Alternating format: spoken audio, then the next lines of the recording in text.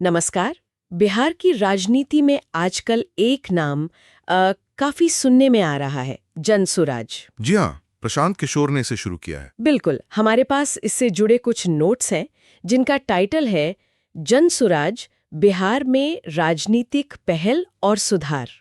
तो आज इसी पर थोड़ी गहराई से बात करते हैं। जी बिल्कुल, देखते हैं क्या है ये। आखिर ये है क्या चीज और कैसे ये बिहार की जो स्थापित पार्टियां हैं उनसे अलग होने का दावा कर रहा है और जमीन पर अब तक इसका असर वो कितना दिखा है। सही सवाल है। चलिए इन सूत्रों के जरिए इसे थोड़ा समझने की कोशिश करते हैं। जी हमारा मकसद यही है कि जनसुराज के जो मुख्य विचार हैं, उनका काम करने का तरीका और बिहार की राजनीति पर इसका क्या असर हो सकता है उसको टटोलें। बिल्कुल। तो पहली बात, ये जनसुराज आखिर है क्या? क्या ये एक और पॉलिटिकल पार्टी है या कुछ और? देखिए, इसे एक पारंपरिक राजनीतिक दल के तौर पर नहीं पेश किया जा रहा। अच्छा।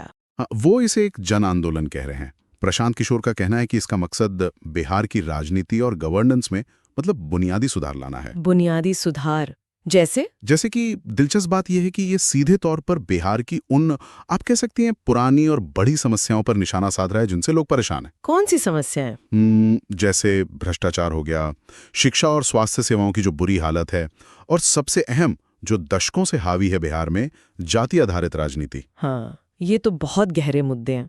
जी, और सूत्रों का इशारा है कि ये एक बड़ा दांव है।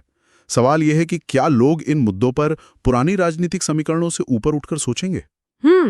ये तो देखने वाली बात होगी और इन मुद्दों को उठाने का इनका तरीका भी काफी अलग लग रहा है। खासकर ये जो इनकी जनसुराज यात्रा है। हाँ, ये यात्रा काफी चर्चा में रही। 2022 में शुरू हुई, 4000 किलोमीटर से ज्यादा का सफर, 2000 से ज्यादा पंचायतें।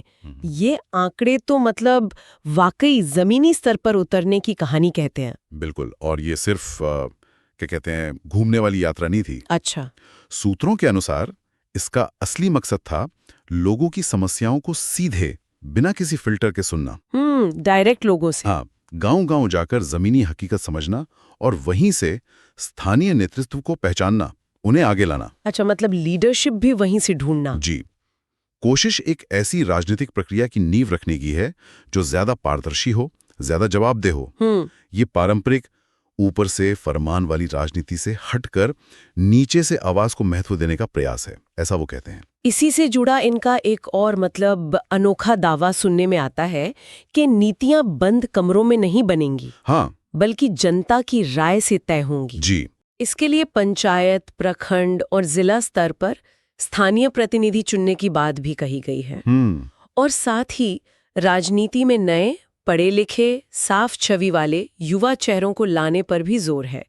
ये सुनने में तो बहुत अच्छा लगता है। हाँ, सुनने में तो आदर्शवादी लगता है, और यही कह सकते हैं इसकी सबसे बड़ी चुनौती भी है। चुनौती कैसे? हाँ।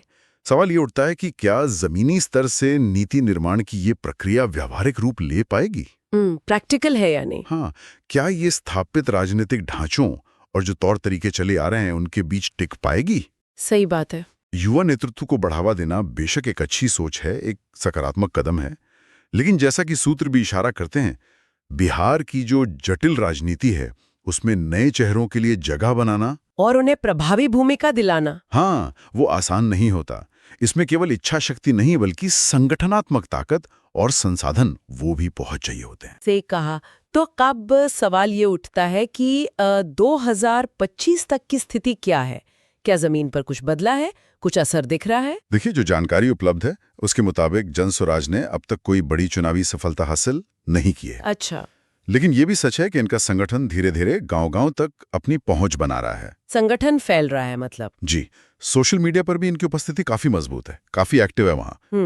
देखिए, किसी भी नई राजनीतिक पहल को, खासकर ऐसी जो मौजूदा व्यवस्था की चुनौती दे रही हो, उसे जड़े जमाने में वक्त तो लगता है। हाँ, ये तो है। चुनावी जीत ही एकमात्र पैमाना नहीं होता ना। संगठन का विस्तार और लोगों का जुड़ना भी एक महत्वपूर्ण पहलू है। हाँ, ये भी सही है।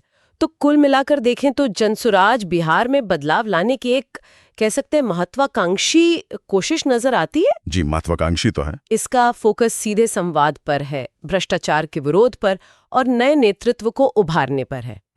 चुनावी मैदान में भले ही बड़ी कामयाबी न मिली हो, लेकिन जमीनी स्तर पर इसकी हलचल तो महसूस की जा रही है। बिल्कुल। ये पारंपरिक राजनीति के सामने एक अलग तरह का विकल्प रखने का प्रयास जरूर कर रहा है। और यहीं से मतलब हमारे लिए एक विचारणीय प्रश्न उभरता है क्या कि ये पहल जो जनता की राय से नीति बनाने की बात करती है, स्थानीय प्रतिनिधियों को सशक्त करने की बात करती है और जातिगत समीकरणों से ऊपर उठने की बात करती है, क्या वो भविष्य में बिहार की राजनीति और शासन की दिशा को वाकई बदल पाएगी? हाँ, ये सबसे बड़ा सवाल है। क्या ये जमीनी जुड़ाव और ये जो संगठनात्मक विस्तार हो रहा है, क्या ये वोटों में तब्दील हो पाएगा? ये देखना आने वाले समय में काफी दिलचस्प होगा। बिल्कुल, ये तो वक्त ही